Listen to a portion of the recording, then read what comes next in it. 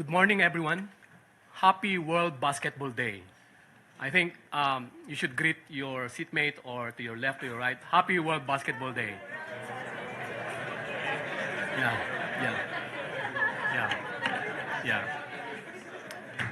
It's a historic day today, and we'd like to welcome you to this groundbreaking forum, Basketball and Peace, with no other than Dr. J as our main speaker. To start our program, I'd like to call on Ambassador Ariel Piñaranda, Deputy Permanent Representative of the Philippine Mission to the UN, for his opening remarks. Sir.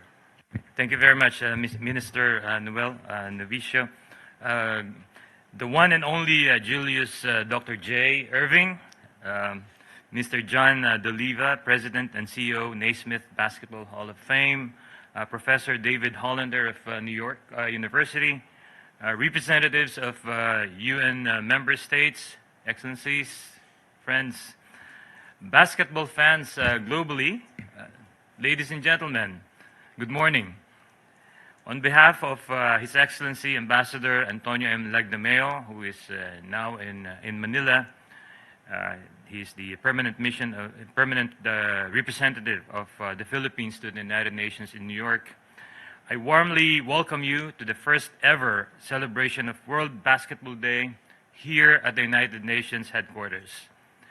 I would like to thank our partners in making this milestone event a reality, the Naismith Basketball Hall of Fame, Professor Hollander of NYU, the UN Secretariat, and YMCA Vanderbilt, which will host a basketball game among UN diplomats later this afternoon to celebrate World Basketball Day.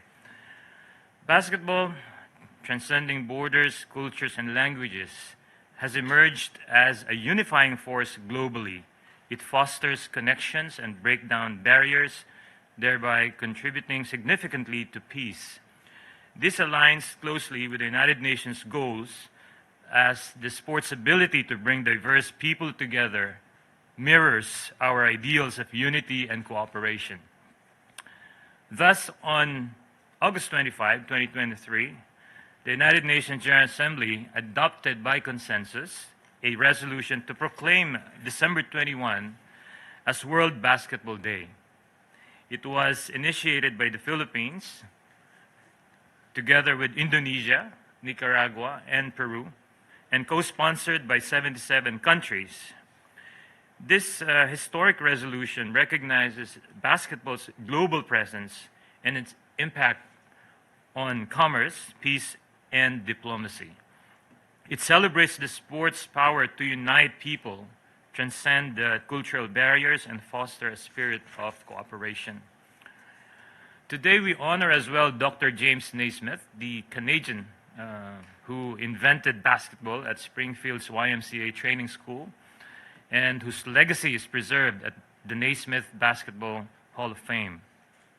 Since its first game on December 21, 1891, basketball has grown immensely in popularity, with over 450 million players worldwide, according to FIBA. And it has been a part of the Olympic program since 1936 and has enjoyed a strong presence across continents. In the Philippines, basketball is not just a sport, it is really embedded in our national identity. And on the historic adoption of the World Basketball Day resolution here at the UN, games for the 2023 FIBA World Cup of Basketball also went underway in 3 major cities in Asia, in Manila, Jakarta, and Tokyo. The Philippines hosted the championship game, in which Germany clinched their first ever FIBA World Cup victory. Congratulations. However, it was actually South Sudan's remarkable journey that truly captivated us all. The games, particularly South Sudan's inspiring performance, showcased basketball's potential or power as a catalyst for nation building and for peace. So, as we engage in today's event, focusing on basketball and peace, we look forward to a meaningful conversation with Dr. J whose extraordinary career and style revolutionized the sport. Dr. J, known as basketball's original Skywalker, is celebrated for his electrifying slam dunks and extraordinary athleticism. And recognized as one of the game's all-time greats and a legendary NBA player, his influential style and flair on the court earned him the description of taking flight as he danced through the air by the Hall of Fame. So his grace and skill, both on and off the court, have made him not just an American icon, I would say probably a global icon, but a beloved figure, and yes, in basketball worldwide. But today, as our topic is peace as well, more importantly, Dr. J's participation highlights the role of basketball in bringing communities together and inspiring people across the world. So to all basketball lovers, this day is a testament to our shared passion for the game and its ability to connect us and build bridges towards peace. Thank you for joining us in celebrating the first ever World Basketball Day. Thank you.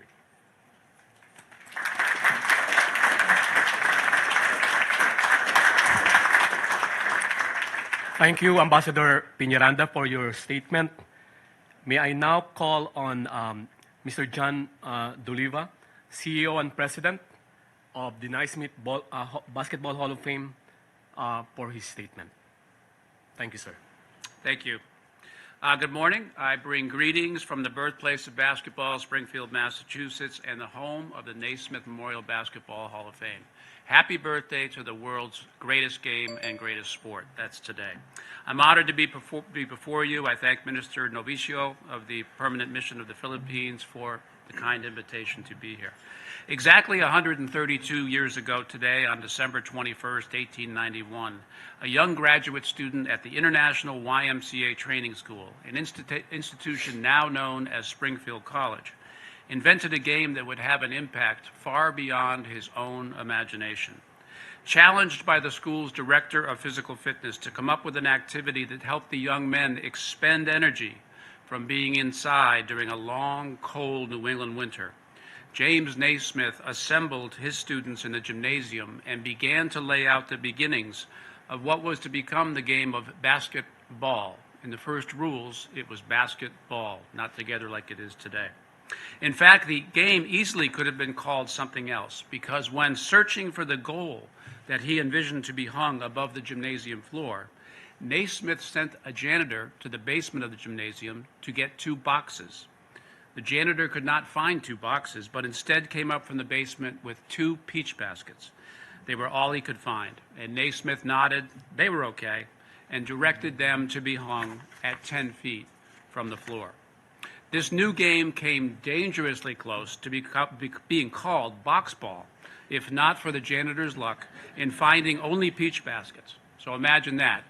I don't think it works. It's a round ball in a square box. It doesn't work. And basketball would never be the same. As the game developed, Naismith felt the game should be available to and played by all. In that regard, he introduced the game to women players at a nearby college just 3 weeks after his invention came to light. Not 3 months, not 3 years, but just 3 weeks after its invention. He saw no reason why the game was not well suited for women to play, and we look around the world today, we know that to be remarkably true. And of course, we know that basketball, I believe, if my research is correct, was played first by girls in the Philippines. So Naismith's vision of inclusion was fulfilled in your country. This game was to be enjoyed by all. Soon after his invention in 1891 became something of a phenomenon on the International YMCA Training School campus. The YMCA missionaries trained at the college to travel to all parts of the world to spread the YMCA mantra of muscular Christianity and a focus on a healthy spirit, mind, and body. These missionaries were sent around the globe and not only packed a minimal amount of their clothes and belongings, but they also made sure that they brought a peach basket and a soccer ball, because a true basketball had not yet been developed. So they introduced the game to faraway lands as they traveled. In this way, the game of basketball almost instantly became a global game, and to this day challenges football, as the world's most watched and played game. It's important to recognize the role and impact of the YMCA in the invention of the game. If Naismith introduced this game on a regular college campus at the time, that did not have as its purpose sending out missionaries all over the world to carry the Y's message, if not for these YMCA missionaries and their worldly travels, the game very well could have been a small regional game in the Northeast United States.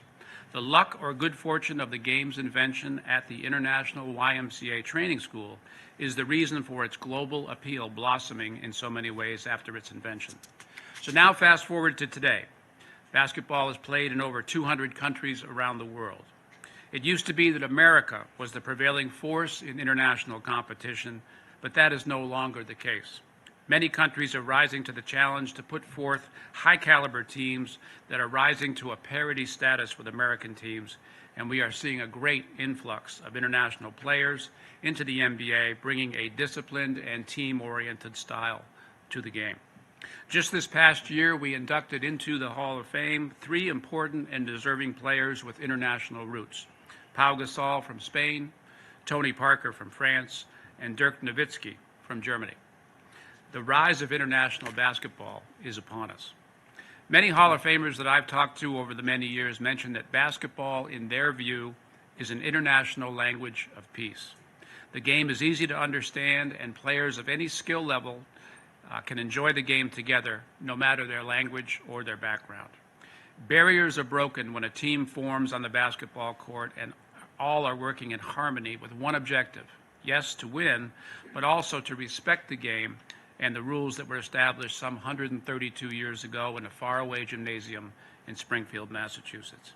I'm honored to be here today with Dr. David Hollander, the author of How Basketball Can Save the World, and I think we will see in his presentation that James Naismith's game can indeed be an international lever of peace and communication and camaraderie and curiosity and understanding by virtue of its simplicity and inclusive nature. The game can be played by all, everywhere. Dr. Hollander's core principles capture those of James Naismith and his inspiration, the YMCA. I'm also honored to be in the company of another doctor, Dr. J, Julius Erving, one of our most popular and admired Hall of Famers, as was stated. He's known for leading the change in style of play in professional basketball. He started in the fledgling ABA, and we see his impact on the NBA today by changing in the up-tempo style that defines what you see today in the NBA and the college game. So thank you for coming today. If he were here today, James Naismith would look each of you individually in the eye and thank you for your support of the game and for making it an international phenomenon. He would encourage you to continue to promote its growth and encourage you to offer opportunities for everyone to play. He would most of all be humbled that his game, which has permeated almost every corner of the globe, might be the obvious answer to just how the world can draw more closely together and find more common ground than differences. James Naismith could never have imagined that his invention, his game, a game that he once called an athletic distraction, would be honored in this way today. His vision, his ingenuity, his creativity, it is no stretch of the imagination to say that his game has already made the world a better place. Thank you.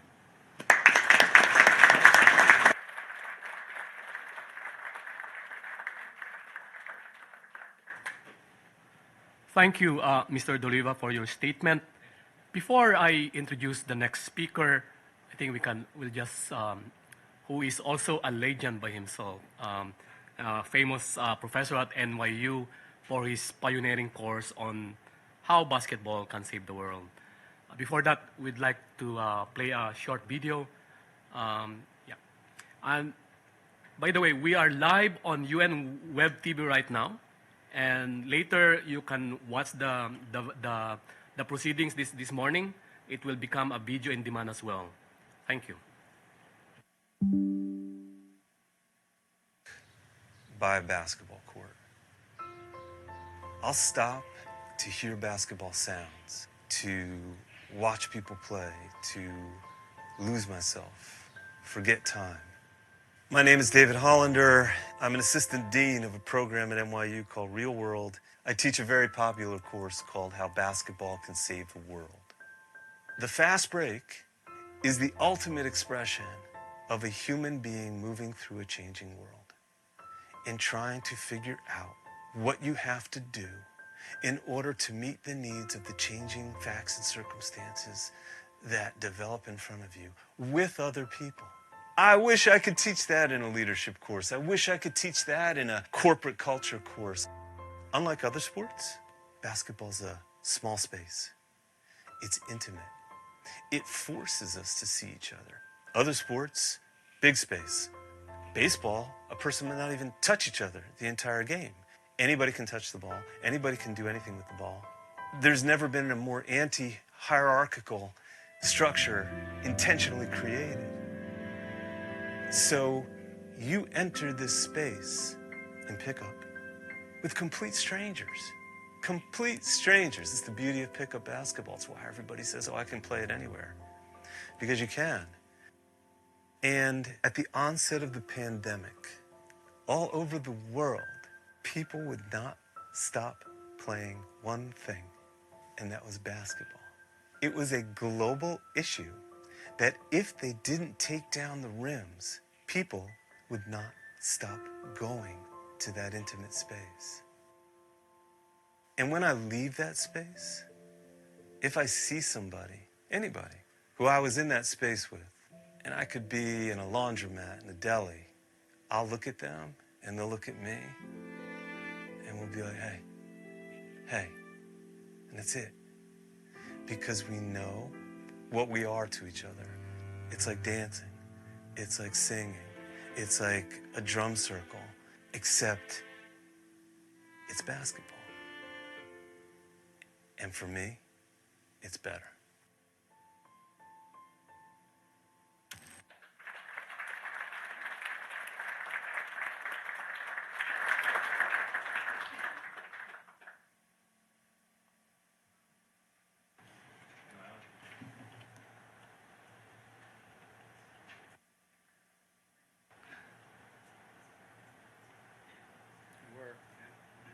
Okay.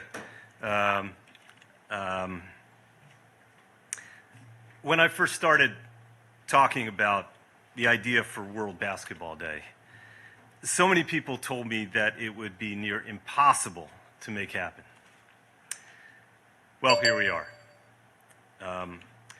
I am forever grateful to the Philippine government, to Ambassador Antonio Lagdameo, the permanent representative of the Philippines to the United Nations, Ambassador Peñaranda, and the exceptional team at the permanent mission of the Philippines to the United Nations for leading this resolution forward.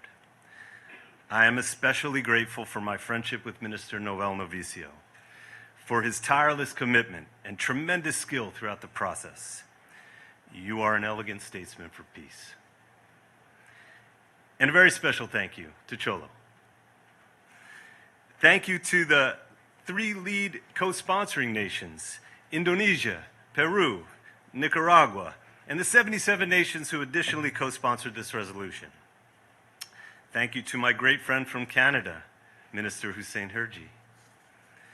My huge gratitude to the YMCA of Greater New York here today, actively carrying forward what the Y and James Naismith gifted to the world 132 years ago by hosting a game of diplomats, a pickup game of diplomats from 20 different countries at the Vanderbilt YMCA later this afternoon.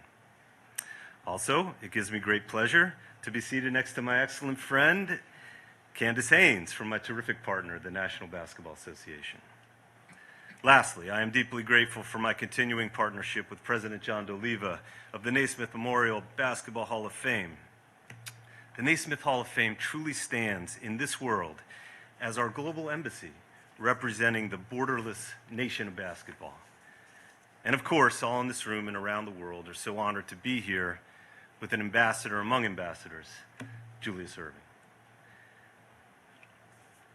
I teach a course unlike any other in higher education.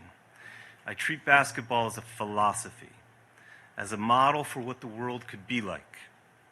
I contend that the game stands for 13 important principles, 13 values to guide us towards solving key 21st century issues.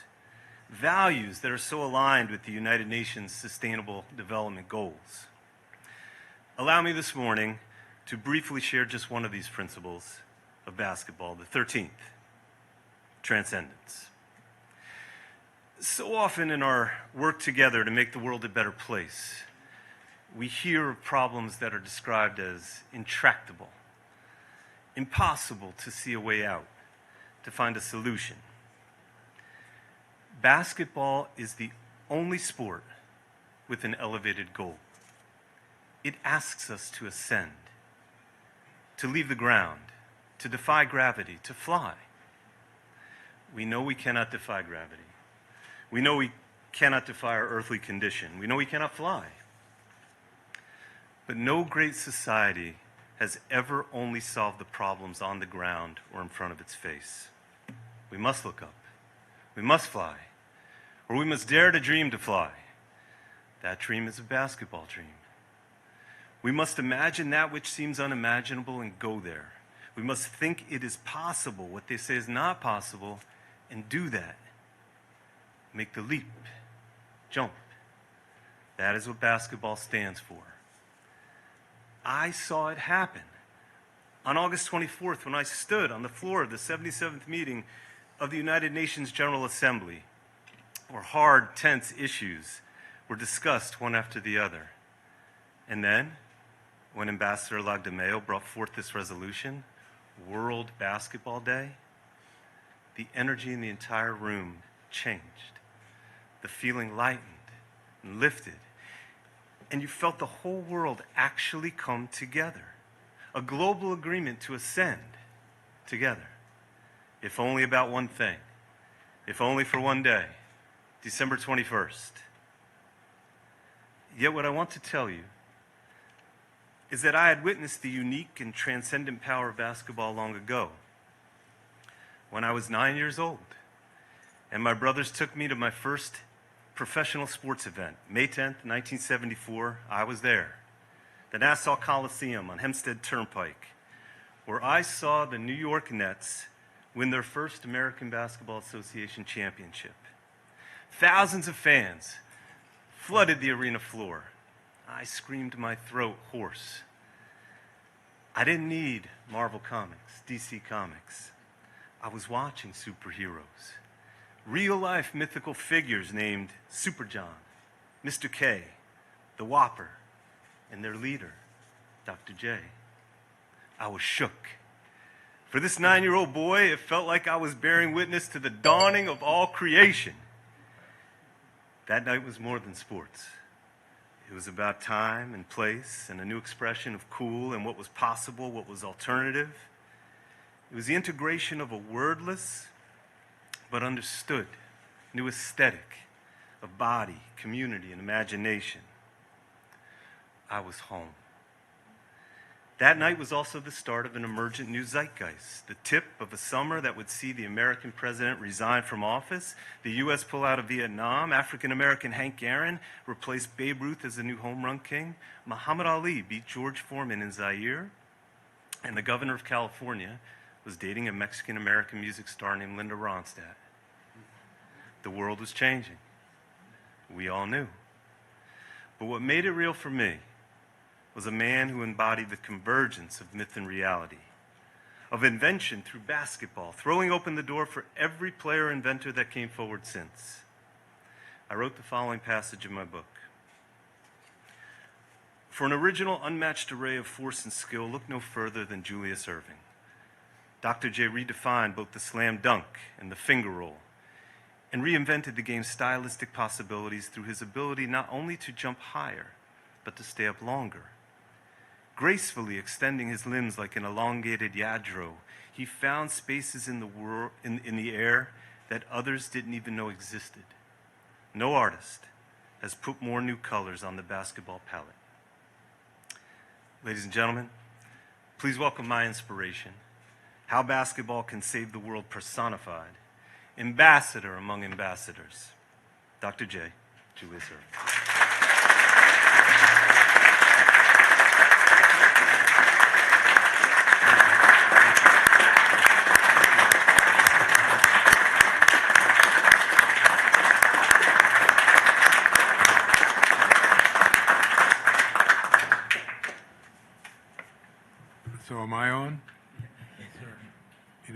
man's a tough act to follow. But to David, John DeLever, Hall of Fame president, Ariel, my new buddy. He's been giving me an earful since he sat down. Greetings to you and the audience gathered here today to celebrate the United Nations' first ever National Day of Basketball. And what an honor this is to address this distinguished group of representatives from the countries of the free world. I thank you for the honor and proudly recognize my family and friends who are present today. So first, say hello to my sister's son, Barry Bookhart, who I'd like to have stand up. Second. My personal assistant since 1984, Mrs. Valerie Small.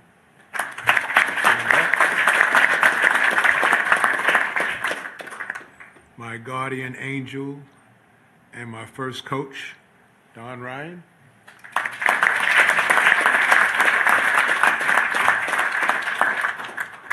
And the most special point guard that I've ever had in my life at age 11, Mr. Al Williams, whose courage and willingness to adapt inspires me to this day. Al, please stand up.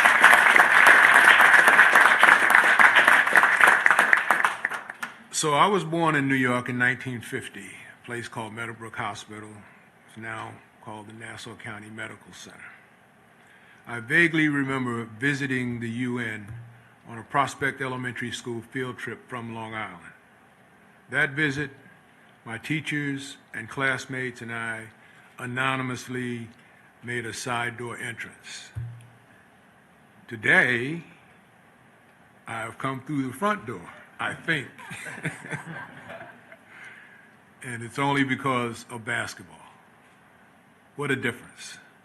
Basketball has taken me on a journey for 60 plus years. The game has allowed me to visit hundreds of cities around the world. Many times, I played games competitively. Sometimes I did clinics and gave lectures. Other times, I was, simply put, a tourist because of basketball and thanks to basketball.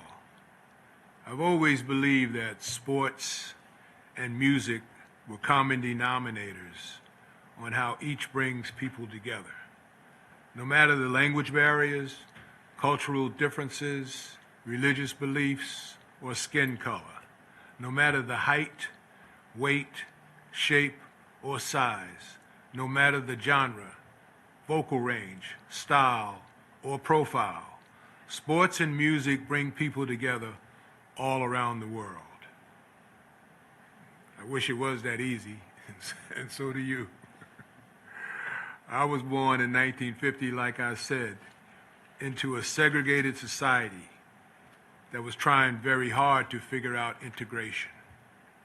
Prospect Elementary featured black and white teachers, black and white students, and to me represented a path to the American dream.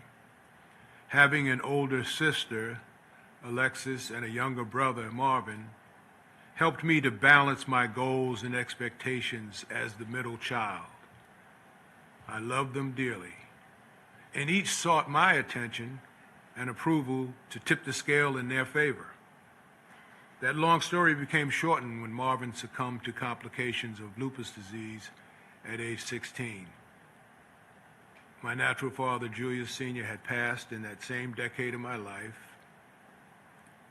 People had always tell me that if tragedy doesn't kill you, then it makes you stronger. I believe my father's and brother's spirits resided in me, and never more so than when I competed on the basketball court. 3 versus 1 gives you quite an advantage in any sport. And then age 19, when I met and befriended the great Bill Russell. He asked me to call him William, and I did. He was touring college campuses and came to UMass. Somehow, by the time he left the school, he had extended his hand in friendship, a friendship that lasted until his passing last year. the ultimate champion of our sport, leaves a void that no one will ever fill. May he rest in peace, my friend, William. Other players have been great influences on my style of play. Elgin Baylor for one, Connie Hawkins for another. And they get credit for playing like I dreamed that one day I could play like. Soaring and scoring, attacking the rim against the Giants, and of course in-air improvisation and hang time. My first international trip was to the then USSR. I was 20 years old, had finished my sophomore year at UMass. The same trip with the USA Olympic Development Team took me to Poland and Finland, who also enjoy and play very good basketball. Boy, did I love traveling. And I swore that I would always travel. Ironically, I was invited as an alternate, but ended up leading the team in scoring and rebounding. Go figure. Maybe that's the 3-in-1 combination again. The next year's pro offer meant goodbye to the '72 Olympics and second place for the USA to Russia. I wish I could have been there, but now I was a pro. Basketball ranks second or third, I guess, globally, and continues to rise exponentially as I speak. These greatest players are from everywhere. There's a court, rims, and nets. Joel Embiid, Luka Doncic, and Nikola Jokic. Right there alongside LeBron James, Steph Curry, and Kevin Durant, and many more. Who knew that the game would grow and have such a global parity? No one. Well, maybe Dr. James Naismith, the original Dr. J. In closing, let me share that one of my goals was to leave the game I loved in better shape than it was before I got there. So now I challenge all the present players here and globally to accept that challenge, because you have many more tools to work with and more opportunity to do so. May God be with you, Dr. J.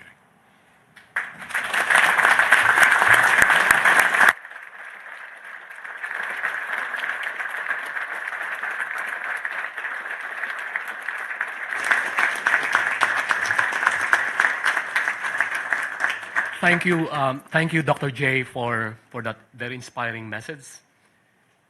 You are really an American treasure, a global icon. So I'd like now to turn the floor to turn the mic to our good friend Professor Hollander to start a conversation with Dr. J. Professor Hollander, please. Sure, and I'll ask a few questions, and I think we'll open it up to the room for questions for our guest or for each other. Julius, let me ask you, when you first heard about this idea that there was a World Basketball Day, what did you think? There are a lot of firsts this year. NBA play-in, for one thing. And when I first heard about that, I was a little skeptical. I was less skeptical about this because I was kind of made aware by John DeLever and his team that the Hall of Fame was really looking to up its game in involving Hall of Famers in terms of recognition, home and abroad, and obviously not just the American Hall of Famers, because there's Hall of Famers in the Basketball Hall of Fame from all around the world. And it's not a gender situation, and it's not prejudiced in any way other than just to say we've probably been missing, some of what's been there right in front of us, and now we're gonna address it. So when that call came, I figured this came out of maybe one of those conversations, And you said it came out of a bigger conversation, with politicians. But my feelings were that I've always been a supporter of the Hall of Fame. At one time, I was a trustee, and I proudly wear my 1993 Hall of Fame ring that John's going to upgrade one day, right?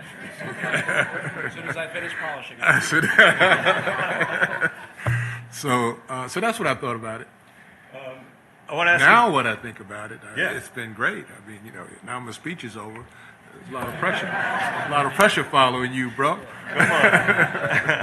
yeah, I'll give you an easy one. I want to ask you about the playground, which is a universal language, and it's one of those things, to me, it's like the last best communal space on earth. Nobody checks your credit.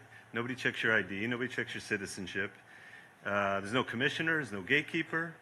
It's a space where the only rules are those that are agreed to by the people who are there.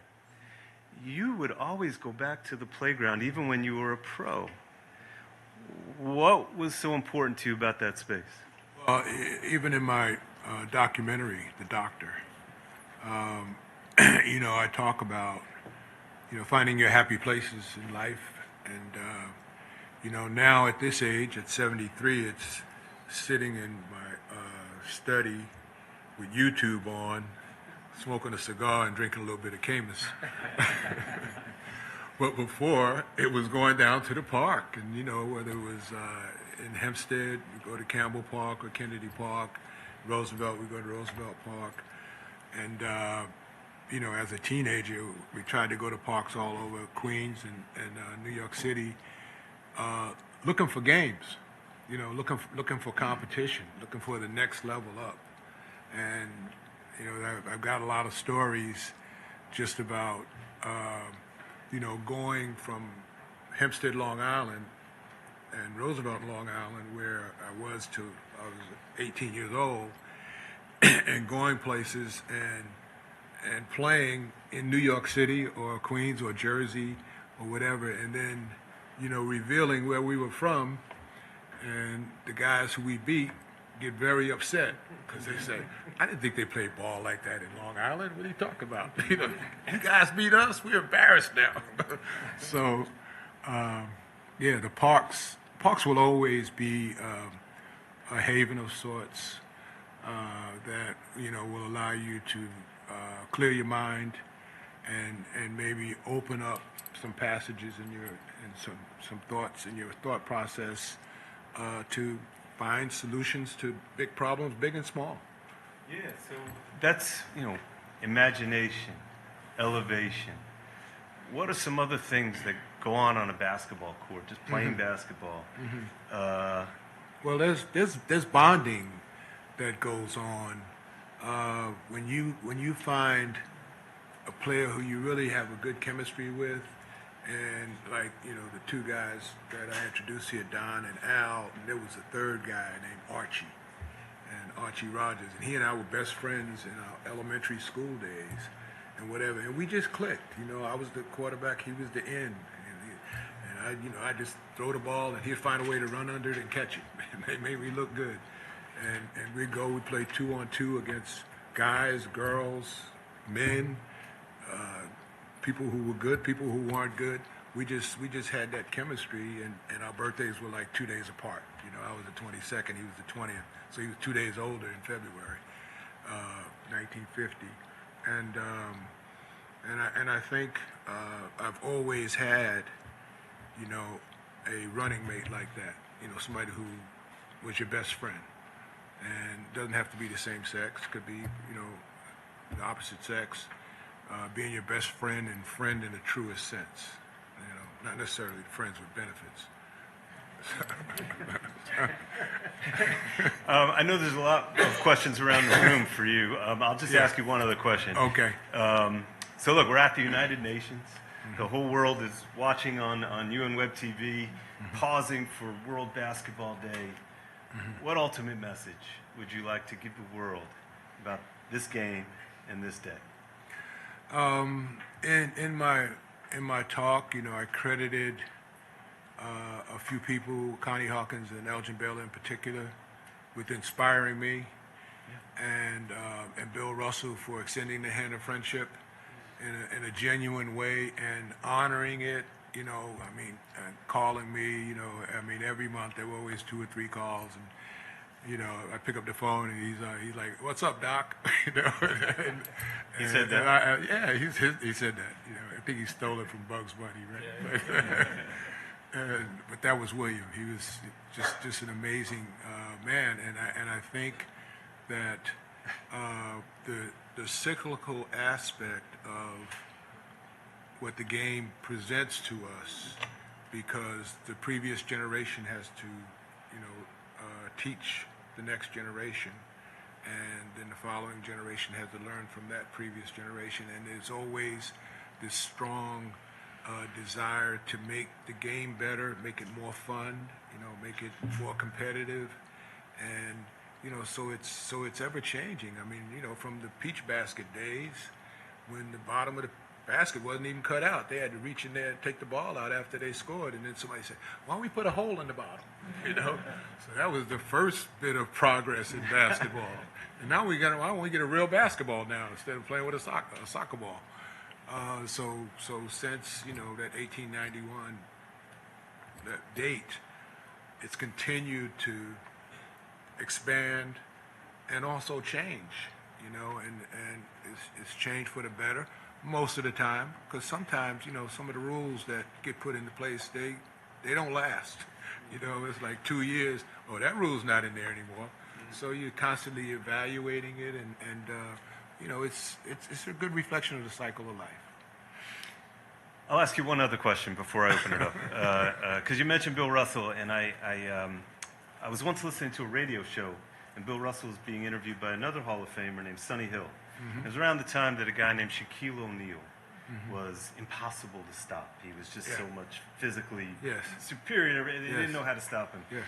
And so Sonny asked Bill Russell, he says, you know, you stopped Will Chamberlain, the Goliath of your day. How would you stop Shaquille O'Neal?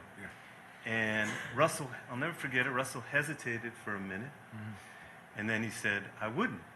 And Sonny Hill said, what, you wouldn't? You stopped Will Chamberlain. How? You wouldn't? He's like, no. He goes, I wouldn't. My team would. What's the lesson that Bill Russell was giving everyone with that answer? That you don't have to be the best player. And the teams that are going to garner the most championships are the better teams. And individual talent. Basketball is a team sport. So, you know, I mean, I feel like I could look back on the playoffs against the Portland Trailblazers in 1977.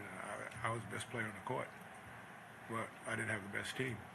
But we didn't play up to the level of being the best team, and that's why we lost. And the year when we won, you know, clearly we were better than every team in the league, and you know, swept through the playoffs. And had not only we had the best player in Moses Malone, and we had the best team. So sometimes that combination is there, but not always. And there have been many times in which, and even with Bill Russell with 11 championships, I mean, there was many times when he was the best player and had the best team. But it's a study of what's right, and you know, right versus wrong, good versus bad, so on and so forth.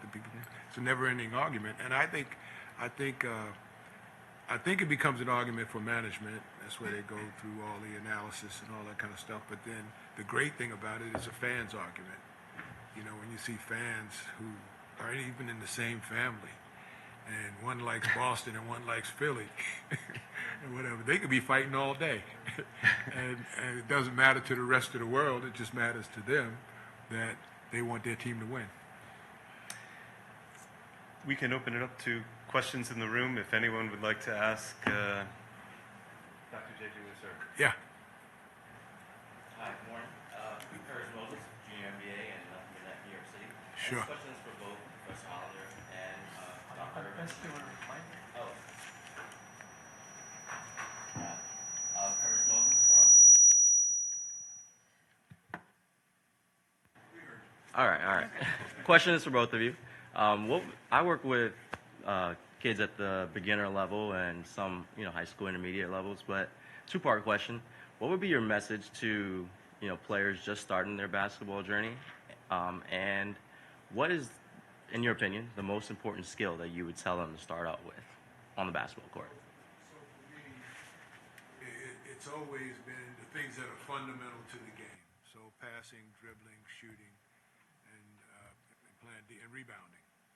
So those are the obvious things that come to mind because, those are the basic fundamentals. And then there's the expanded version of, playing defense and blocking shots and getting steals and things that show up on a stat line. And if you could fill up that stat sheet, that would be great.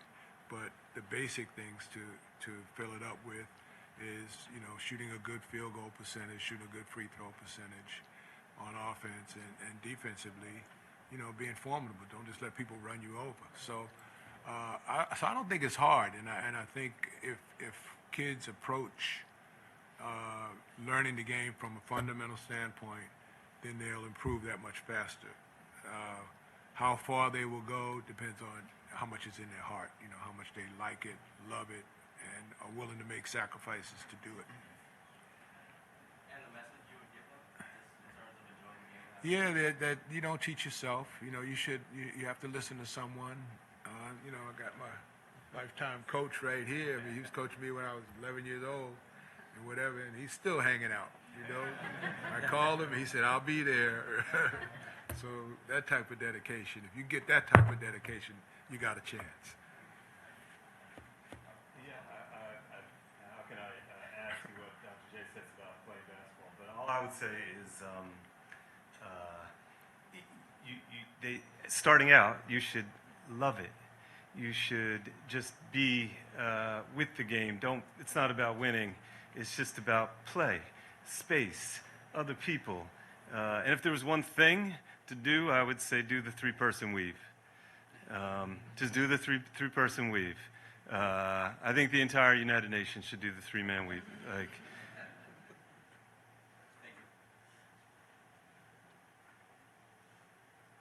Are there other questions for Julius Erving? Please, yes.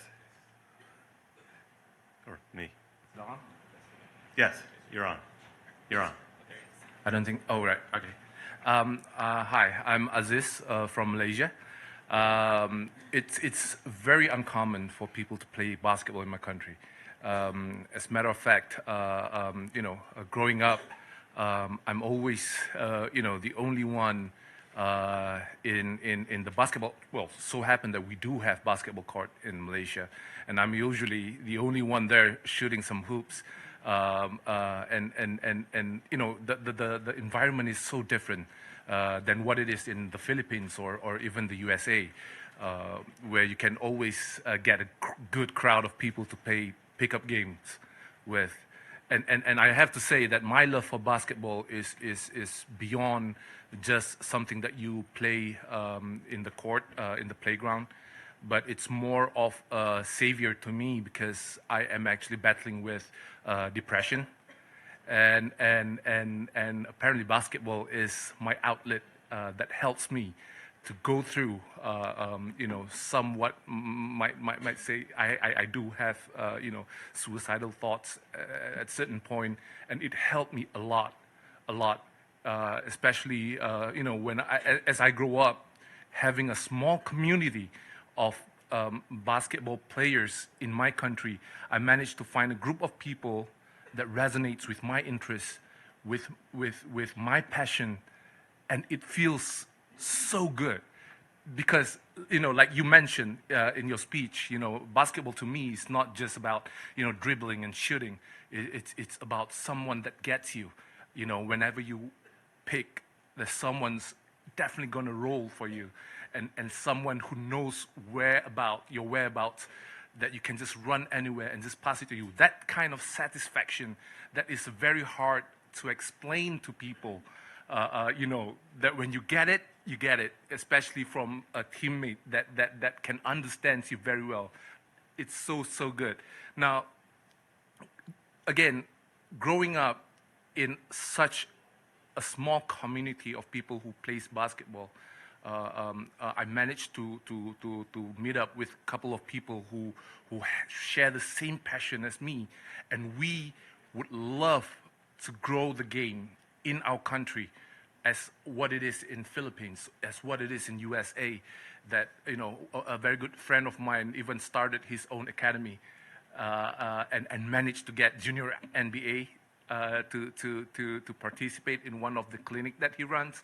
And I am wondering, with this platform that we have now, the World Basketball Day in the United Nations, what else can you do to promote, to grow this game, and so that people from my country could share the love and the passion that I have for this game, you know, so that it can be played.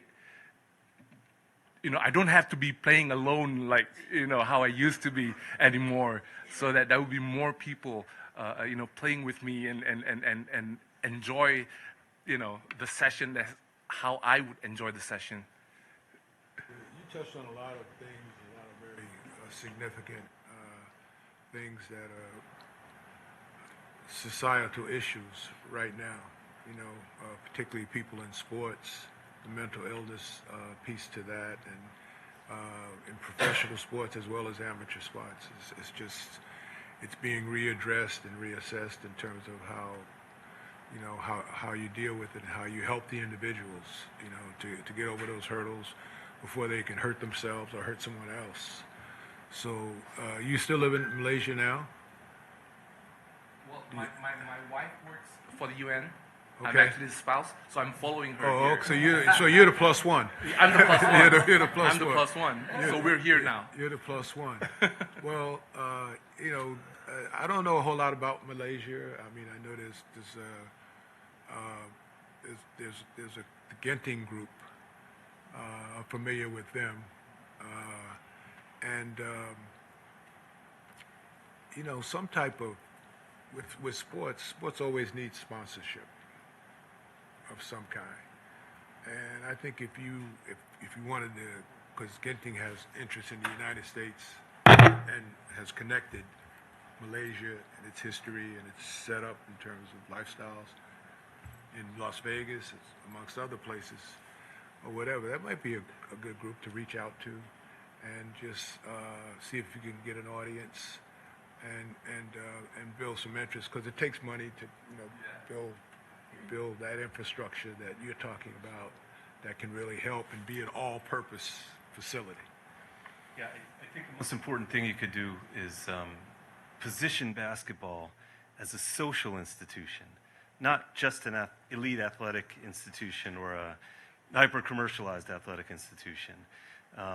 Build more courts. Use the courts as gathering places.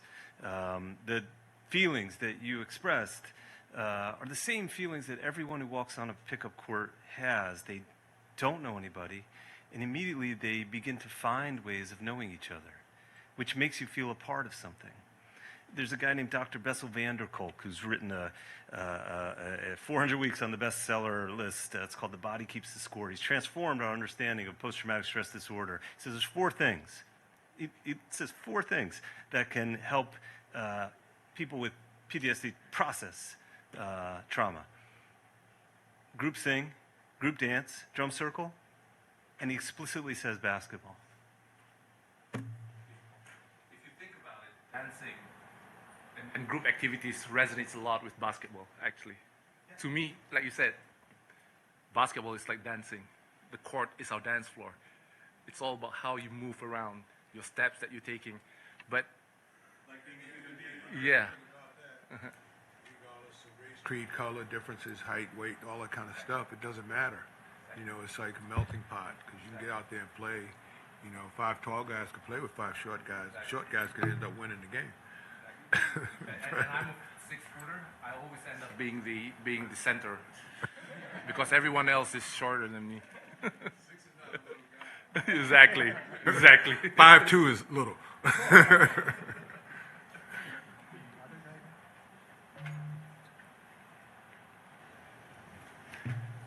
Yes, thank you, and good morning. This is Sebastian from the Permanent Mission of Argentina. Firstly, I would like to thank Permanent Ambassador from Philippines for organizing this event and all the panelists and for championship this World International Basketball Day, and this has been a great conversation.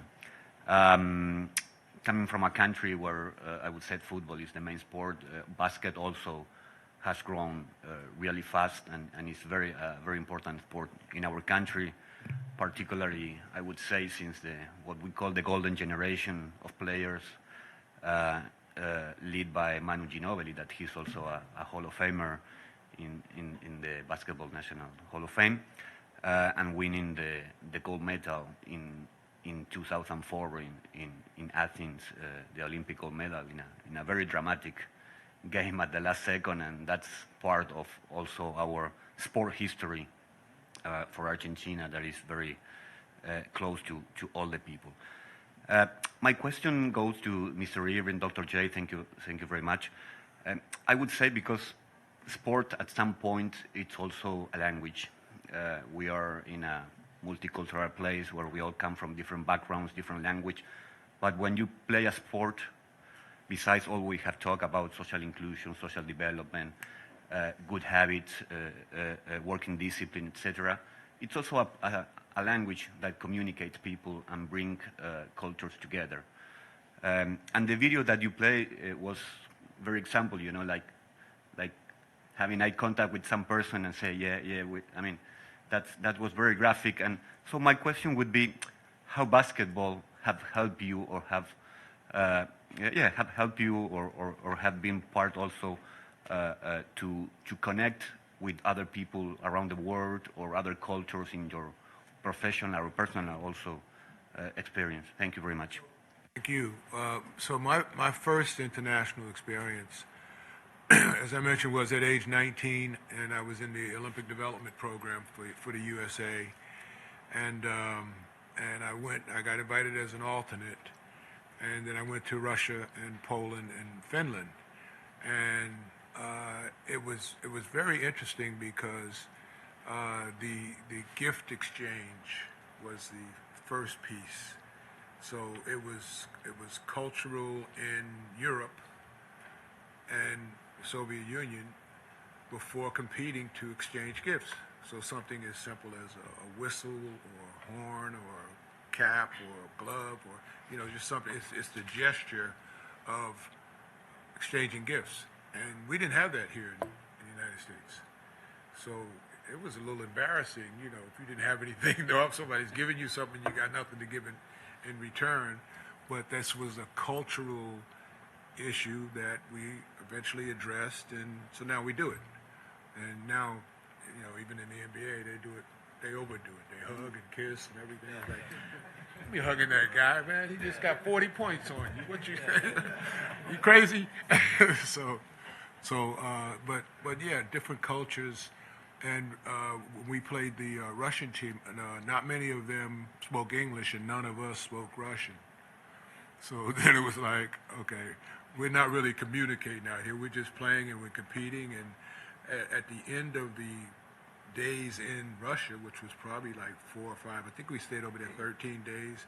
And most of the time we were there, there was just this feeling of a connection, you know, between the players with one another, because, you know, our practices were close in close quarters. And, you know, although we competed on the court, you know, we wanted to go have coffee, tea, soda, whatever, food situations. And over a short period of time, you know, I started saying, yeah, le veux te ver. You know, I'm speaking Russian in 3 days. And feeling comfortable with it. So the game allowed that to happen. The fact that we were there as basketball players, and yet we became so much more because of the time allowed to connect and learn something about them, teach them something, and, you know, figure out how to make it a win-win situation. Did you? I would only add that you're right. It is a language, And as the world seeks common language to solve or find commonality, it's not just to use basketball as a diplomatic tool. They call it sports diplomacy. You have a game and then, then we can talk.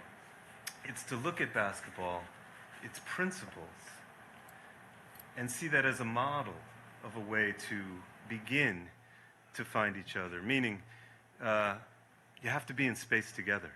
We have to be in a room. And then we have to engage in a cooperative exercise. And that cooperative exercise builds trust. And off we go. I think the game itself is the language.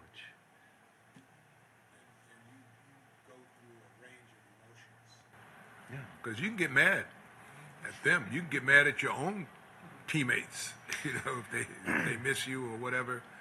And so you go through this range of emotions from, joy and ecstasy to depression to anger. And so you experience, all of those things while you're in that space. And then when you leave the space, hopefully you're over it. But maybe you're not. Did you know I hold my high school record for technical fouls?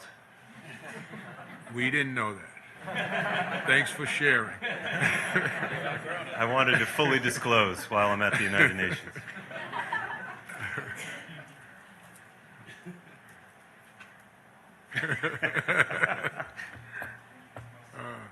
You know what happened when they had the ABA-NBA merger? There was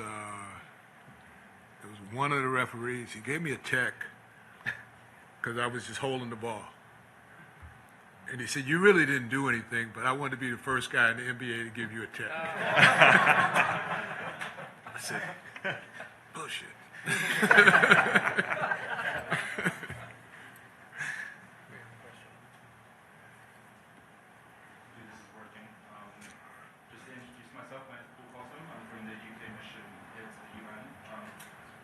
First off, I want to thank you for everything you've done for the sport of basketball. There's a reason best player in the world wears number 6. I think that's because of you. Personally, I have a profound appreciation for the sport. I would not be in this room without it. I could not tell my story without talking about the sport of basketball. My question to you, I think you touched on it a little bit there, was the internal dialogue you have to cultivate to really exercise positive character on the court. Not beating yourself up for your mistakes, not sort of punishing your teammates when they perform under par. And I think that sort of source of reflection can transcend the sport, and if we're talking about incentivizing peace, is sort of profoundly important for the leaders who can pull on the levers of power if we think about the sort of number of conflicts around the world today. So my question to you would be, how can we sort of use this internal dialogue with the relevance specifically in basketball in terms of cultivating a character, and how can we transition that into geopolitics and international affairs? Yeah, I think there's a language on the court, off the court. So, for me, I love being Dr. J on the court. Dr. J was a cape, could fly, all these things. But when I got off the court, I wasn't Dr. J. I was Julius Erving, and I always introduced myself. I am Julius, and I wanted people to look at me not the same way they looked at that basketball player. And there are other situations with artists and musicians, who have this persona on the stage and off the stage. They're exactly the same. And I find that there's a contradiction there, because now you have to go deeper to find out what this person really is about. What are their values? What are their principles? Who are they? If they stay masked behind the public image all the time, then it's slower for them to even realize what they need to do and how they need to be. And if it's hard for them to do it, it's definitely hard for friends and neighbors and family members to do it. So I came to a conclusion about, my public image pretty early, 19, 20, 21, that but it wasn't going to fly. And I allow people all the time, they could call me Doc, or whatever. But once you start saying Doc and Dr. J, you have less of an opportunity to know who Julius Erving is. I'll just take one internal dialogue, the internal dialogue of the immigrant, who says, do I belong? And one answer to that is to see a space of access, easy access, where people who have little, need little, to go and begin to find a sense of belonging. Those are basketball courts. That has worked in other countries as a tool to gather people who are totally different and begin to let them engage in an intimate, personal way. And I think it's the only sport that I know of that you can go do alone. So this kind of, it sounds symbolic, but it's very practical. It can knit together intentionally a multicultural society if you give that space of easy access. It's small. So Manchester, Bath, London, where you can't have the elongated field, it's not so easy, a basketball court lets a lot of people come together and feel like they're a part of. Thank you.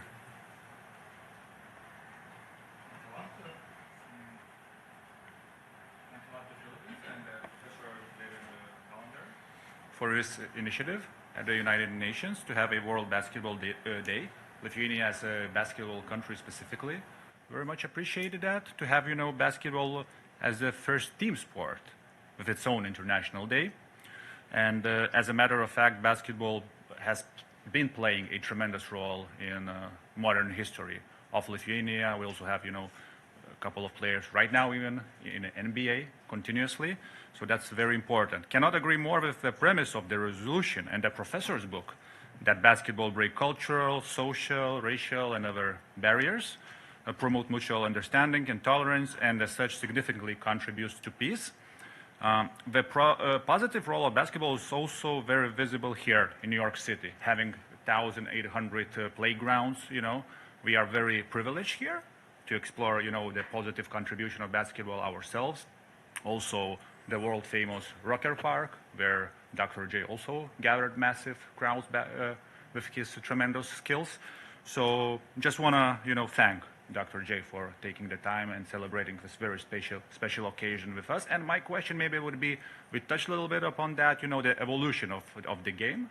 So we talked about, the global, it's becoming more global, international, but maybe what other aspects, you could also pinpoint throughout the time that has basically changed or is still evolving. Thanks a lot. Thank you. And I think that the followers of the game, the supporters of the game, the sponsors of the game, the fans of the game, they sort of dictate what direction the change is going to go. There was a time in which, slam dunking was kind of like supreme, and you wanted to see teams where they had guys who could slam dunk, and now you want to see guys who could shoot 3-pointers. So Steph Curry's been an influencer in that regard, and obviously during the Wilt Chamberlain era, the Dipper dunks or whatever, those were things that you didn't see every night, and you wanted to see more of it. So I think the powers that be, which would be the Commissioner's Office and the Board of Governors, in terms of when they evaluate the different rules and changes in rules and how they want the officials to call the games or whatever, they take a look at that, and they are sensitive to what the fans want and what the sponsors want.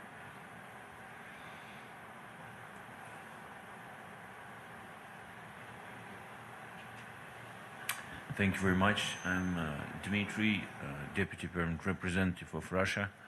I would like to thank you for kind words about Soviet Union and Russia. I would also to share one thing that about 5 years ago we made a new movie in Russian. There was a new movie about 1972, but I wanted to highlight that in the movie before the Soviet team won that championship, it went out in the street and played in the street and lost big time. So it was a good recognition, that movie. And I wanted to say that I myself here, we live in Bronx, and I try to go out in the street and play with youngsters like 13 years old, and it's amazing. I mean, it's really amazing. But my question would more of emotional part. It was always an enigma. I also played myself, as you can guess, for my university back in Moscow. What is the enigma of how the professionals cope with being nervous, and still they do score? I think this is an enigma which for me is like, it takes you an effort to shoot and to score when there's a big crowd, there's a big money at stake, big future, so on and so forth. So that's still an enigma of professionals. Of course, I understand it's professional. So if you can highlight a little bit how you do that magic. Thank you. It's not magic. He's in L.A. most of the time he's in LA. But I think when you minimize the pressure, when you simplify it, and you realize it's just like when you're standing over a putt in golf. Okay, one or two things can happen: you make the putt or you miss the putt. So when you're at the free throw line, you're either going to make it or miss it. So there's always that 50-50 chance on paper, but then I'm an 80% shooter. So it's not 50-50 because I'm an 80% shooter, and I'm gonna make 8 out of 10, but there's still gonna be those 2 misses. So dealing with the reality of the moment, I think, should lessen the pressure, and then the more experience you have with being put in that situation, then the easier it becomes, because you realize that failure is not really an option. If you miss, you didn't fail. All you did was kind of conform to what the statistics say. But if you miss 8 times and make 2, and you're an 80% shooter, something's wrong, and it's generally in your head. So I think pressure in sports, it's generally exaggerated, because sports, even though you're getting paid to be out there if you're a pro, it's still a game. And games, nobody goes undefeated forever. You're going to lose at some point, and you might as well prepare yourself for that. If you are going to play a sport at the highest level, there are going to be some losses, and you're going to have to take a hit every now and then. But if you win most of the time, and I'm very fortunate that I saw something on YouTube recently where in my career that I won 67% of the time, and there's only like 5 people who have done that or better. So that was a good thing. It made me feel good. Now I'm 73 years old. If they tell me now. Now you're negotiating a contract. Hey, how about that?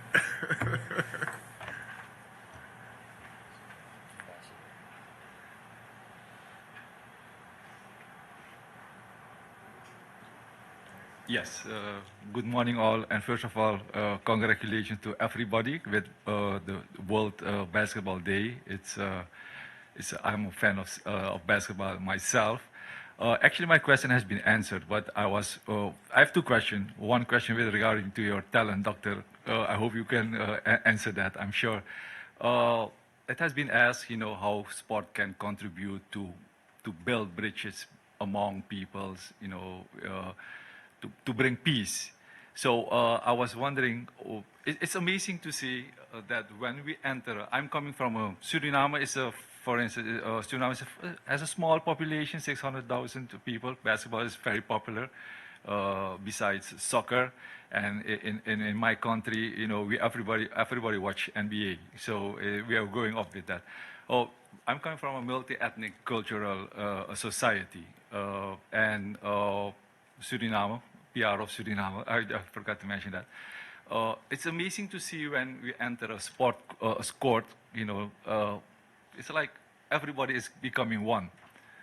You know, no matter who you are, who you look like, but so it still happens that when you leave the court, you could see the difference again. So what has been your experience in building bridges with others, with people with different views?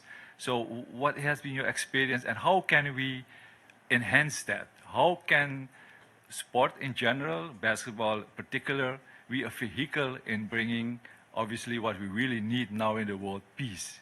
That is one question. And the second one is regarding your talent. Can you recall when the first time you did the skywalk, and how was it? Did you practice that? I know that's talent. You know, talent is for 80%.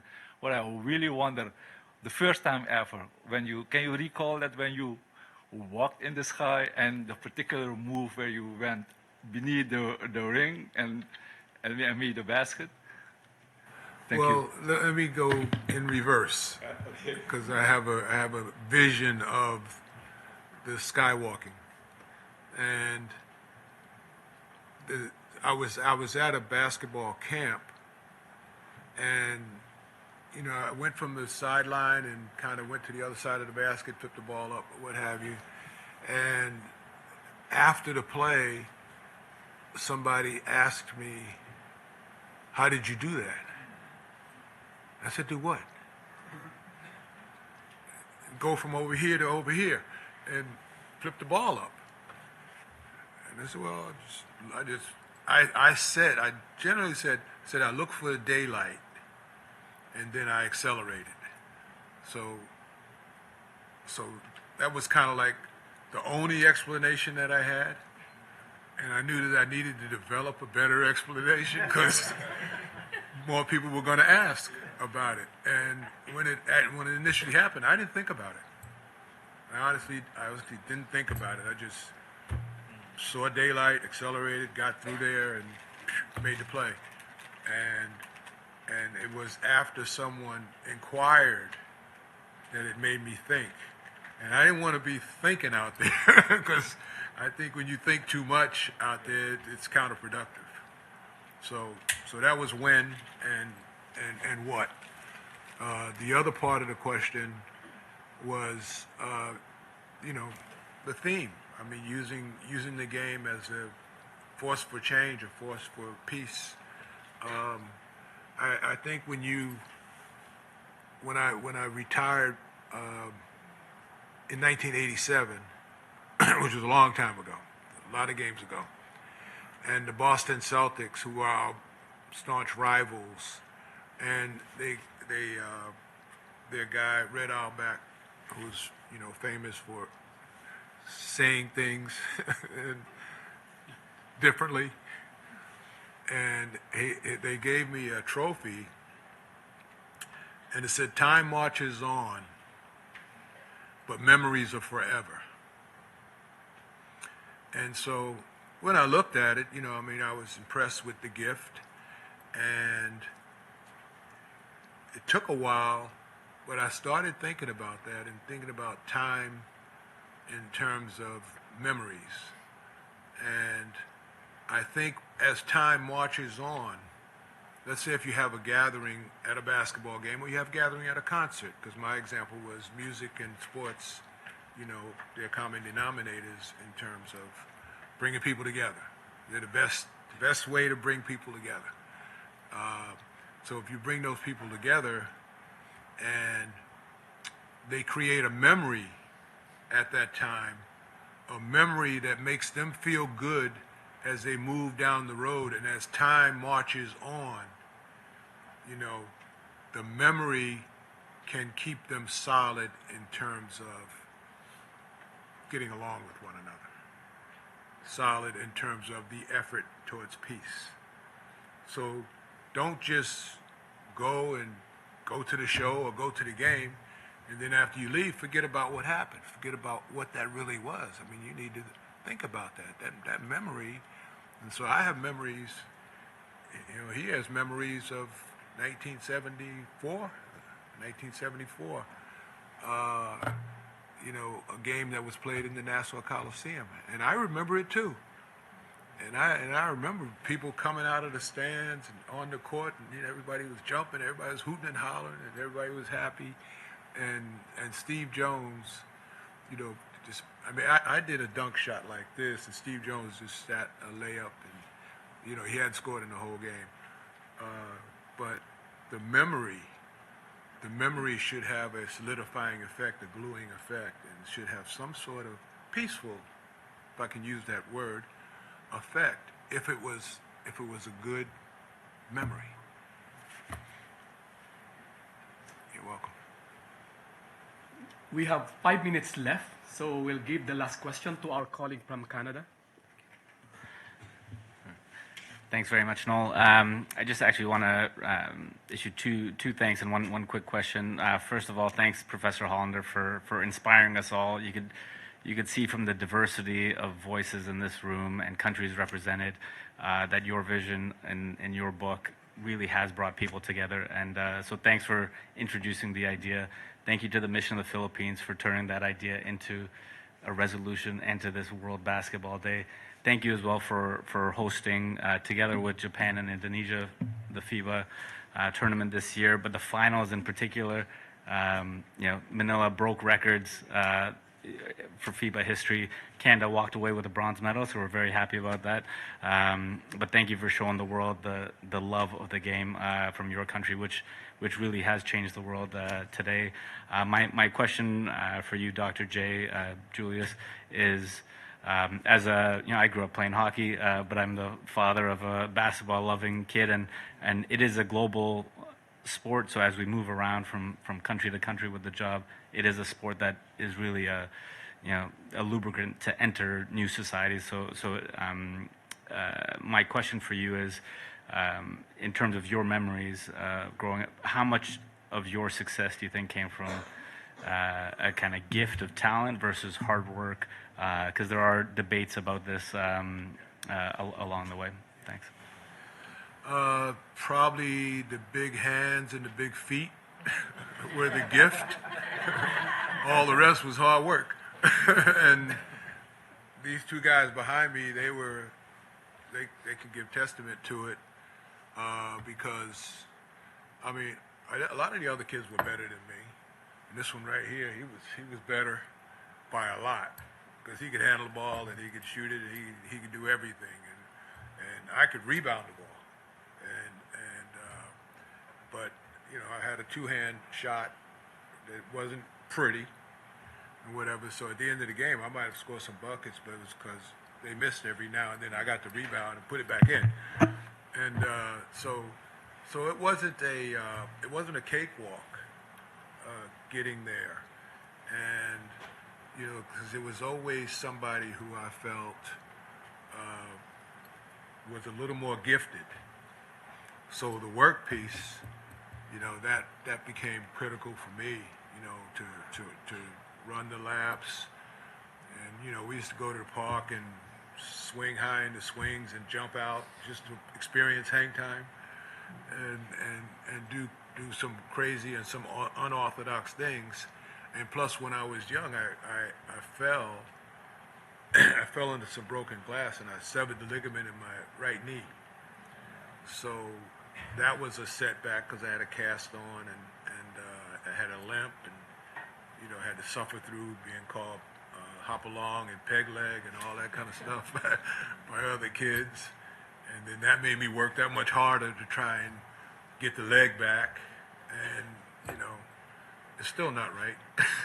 but yeah. So I think the work going in, and then the influence of Don Ryan and the other coaches that I had Earl Mosley and Chuck McElwain and Ray Wilson, all before I graduated high school, and then I had Jack Lehman while I was in college, and they were always work ethic guys. They were always, military tactics and all that, and they constantly said you have to earn it, and I think dividends. There were dividends to that happened on its own time schedule. It wasn't really on my time schedule. It happened on its own time schedule, And I was glad that I was kind of a late developer because I looked at a lot of people who, even in our neighborhood, who were at 13 and 14, they were great. They were great by any comparison. And then at 16 and 17, they had given up the game. They had let it go, or they just didn't play anymore for whatever reasons. So late development in sports is not the worst thing in the world, and there probably are a lot of stories of highly successful athletes, Hall of Famers, Olympians, who this has happened to. Thank you, Dr. J. I think it's just fitting that the person to my right will close this morning's event. He is perhaps one of the most passionate basketball players here at the UN. He actually wanted to organize a basketball team to compete in the New York League, but I think that will be another project in next year perhaps. So I now give the floor to Ambassador Carlos Sigora of El Salvador to deliver the closing remarks. Thank you. Thank you very much. Muchas gracias. Excellencies, delegates, Julius Erving, thank you for being here with us this morning. You said something very important today. Sports and music bring people together. As a musician and a basketball player, I couldn't agree more with you. Basketball has brought us together this morning, but also over the last months here at the UN. We have created a basketball club, and we are playing from time to time. We could do a better job. We could play more often, but we will get there eventually. Sports activity has an essential role in promoting commerce, peace, and diplomacy, but also in improving the quality of life of the population, mainly in relation to their physical and mental health. So aware of this, many governments in the world are implementing national actions to promote sports. In El Salvador, we are prioritizing sports, highlighting that physical activity provides a contribution to health, well-being, education, culture, and gender equality, since it allows preventing the acquisition of chronic non-communicable diseases and promoting well-being that generates the performance of physical activities. So following this, sports are seen from a more comprehensive approach, even including the promotion of tourism in its implementation. And basketball is, of course, part of this national efforts. In recent years, basketball has positioned itself as one of the most practiced sports by the Salvadoran population, and without a doubt, it has gained a greater national and international projection. As an example of this, we can mention the support that our country provided for the participation of our women's team at the Santiago 2023 Pan American Games. Also, the 3-on-3 basketball modality, considered one of the pillars of FIBA, has had a great development in recent years, both nationally and internationally. We can also highlight that with the objective of enriching the knowledge of Salvadoran athletes, we organized the second Athletes Forum. It was held this year by the Olympic Committee of El Salvador, having among the themes developed in the same as cooperation of the Athletes Commission from the international to local level, financial education, personal branding, anti-doping, among others. I would like to briefly share a great experience with you.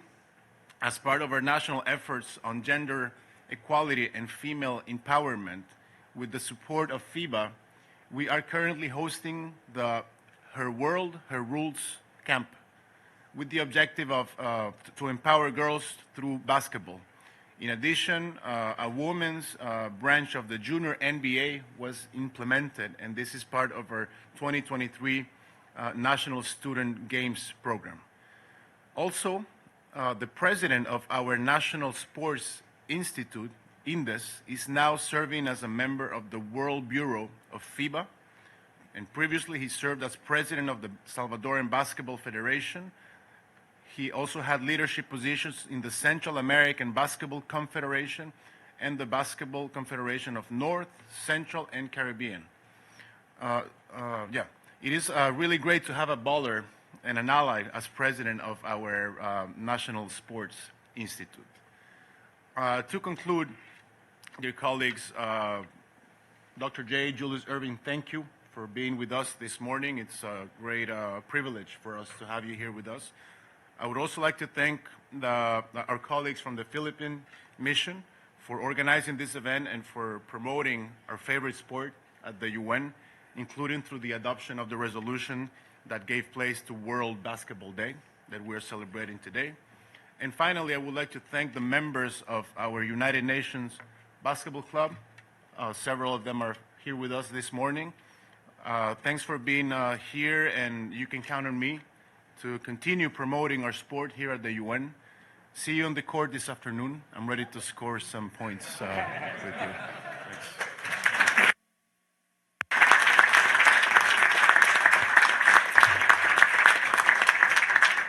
Thanks.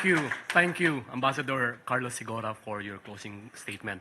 With that, again, we'd like to thank Dr. J, Mr. John Doliva of the Naismith Basketball Hall of Fame for the support. Of course, Professor David Hollander for many things, for making this World Basketball Day a truly memorable event. With that, this meeting is adjourned.